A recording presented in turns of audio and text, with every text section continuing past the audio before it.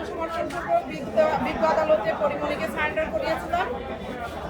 জামিনের আবেদন মঞ্জুর হয়েছে, মামলাটি এখন বদলি হবে। যেহেতু এটা একটা বেলেবল সেকশনের মামলা, একই সাথে পূর্বে ঘটে যাওয়া বোট ক্লাবের যে ঘটনাটি, সেই ঘটনাটি নিয়ে বিজ্ঞ নারী শিশু নির্যাতন দমন আদালত ৯-এ একটি মামলা অলরেডি চলছে। তো আমরা আদালতের প্রতি শ্রদ্ধাশীল হয়ে বিজ্ঞ আদালতের সমন পাওয়া মাত্র উপস্থিত হয়েছি।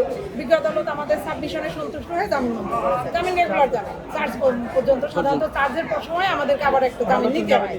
জি, মামলা বদলি হয়ে নতুন করে যাবে, তখন আমরা আরেকটা জামিন। মামলাটি অলরেডি তদন্ত হয়ে পিবিআই কর্তৃক এখানে প্রতিবেদন দাখিল করেছে। প্রতিবেদন দাখিল করেছে। তো প্রতিবেদনে যা আসছে, আমরা মনে করি যে এই মামলাটি একটি কাউন্টার মামলা। এই মামলায় পরিমণি নির্দোষ প্রমাণিত হবে শেষ পর্যন্ত এবং খালাস পাবে।